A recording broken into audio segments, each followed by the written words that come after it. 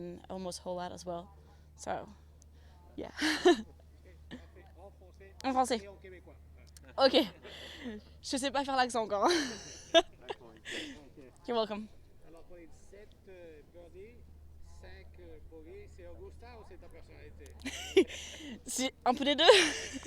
Normalement, j'ai une bonne capacité à faire des birdies. C'est d'ailleurs une force. C'est vrai que sur un parcours comme Augusta, c'est ce que je disais à mon caddie, c'est que on a un peu l'impression que c'est ou birdie ou ça peut être vraiment plus. Les parts sont pas faciles à prendre. Même sur les greens où on a l'impression que le drapeau est posé au milieu du green, les deux putts sont faciles. C'est jamais facile. Bon, même si le golf n'est jamais facile, c'est encore plus difficile ici. Donc je dirais que un peu des deux. Quels sont tes plans maintenant, tes projets pour ta carrière et l'expérience cette semaine ici, comment ça va faire une influence pour ça? Déjà d'avoir travaillé avec quelqu'un sur le sac, ça a été une super expérience parce que depuis que je suis jeune, j'ai pas du tout l'habitude de travailler avec quelqu'un et donc d'intégrer quelqu'un à mes pensées quand je suis sur le parcours. Donc c'est vraiment continuer sur cette lancée-là, à essayer d'avoir d'autres tournois pro où, où je peux travailler avec Sébastien.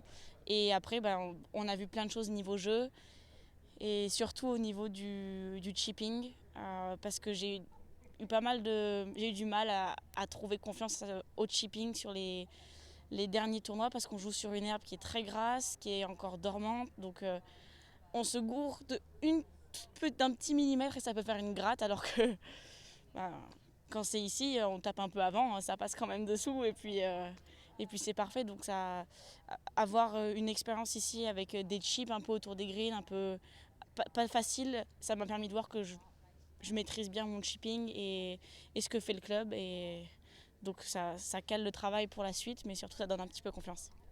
Qui est Sébastien par rapport à toi? Il est cadet professionnel, donc il cadet sur l'European Tour. Ok.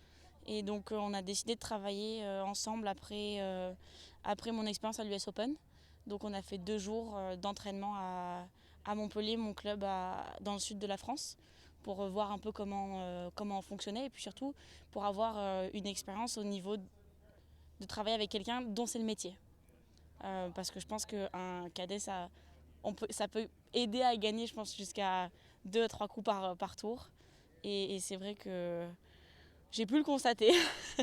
Donc d'avoir travaillé avec lui, c'était vraiment top cette semaine. Qu'est-ce qui clique entre vous deux? Comment? Qu'est-ce qui clique entre vous deux? Est-ce que c'est la façon de penser? Est-ce que c'est la façon de je, décider? je pense la façon de penser, la façon de parler, la façon de voir les choses, de lire les greens. Parce que d'habitude, quand j'ai un cadet, je laisse personne m'aider sur les lignes de putt. Et là, c'est vrai qu'on a vraiment la même vision au niveau des greens. Et je me suis ouverte de plus en plus sur la semaine au niveau des coups que je voulais faire pour en discuter le plus possible. Et puis en fait, c'est un équilibre qu'on trouve entre les données, le coup et le feeling. Et il me met tellement en confiance que c'était vraiment top de pouvoir travailler avec lui. Si Sébastien n'est pas là cette semaine, est-ce que tu as un top 5, un top 10 ou c'est plus haut que ça? Je pense que définitivement, on a vraiment travaillé en équipe aujourd'hui. Surtout sur la façon d'attaquer les drapeaux. Parce que j'ai attaqué que rarement les drapeaux aujourd'hui.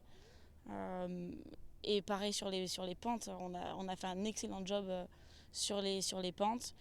Au 18, il passe au bord, mais la lecture était juste parfaite.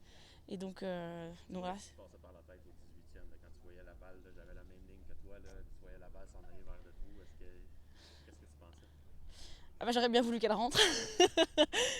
Franchement, j'ai espéré jusqu'au bout et puis je pensais que ça allait être la petite récompense du 18. Mais bon, c'était un super pote et puis pas facile surtout. Donc bonne lecture. Et dis-moi, dans ta tête, qu'est-ce qui se passait sur le front, sur le front nine? Jusqu'au 8e, c'est bogey, birdie, bogey, bogey, birdie, bogey. En fait, hier, j'ai écouté une interview de la joueuse qui était en tête au Anna Inspiration. Alors, je sais pas dire son nom, donc, mais elle disait que. Enfin, j'ai comparé ce tournoi à un majeur, parce que c'est avec le champ qu'on a, c'est un majeur mais amateur. Et elle disait que tout le monde va faire des bogeys, c'est difficile pour tout le monde. Donc il faut accepter et justement prendre les occasions quand c'est possible et accepter quand c'est un peu plus sur la retenue. Et donc c'est vrai que quand je voyais les bogeys, je me disais juste c'est ok. Es-tu celle qui croit qu'une bonne ronde, c'est commencer avec un bogey ou un double bogey d'habitude? Ou t'es pas On pourrait dire birdie 1, jour de chagrin.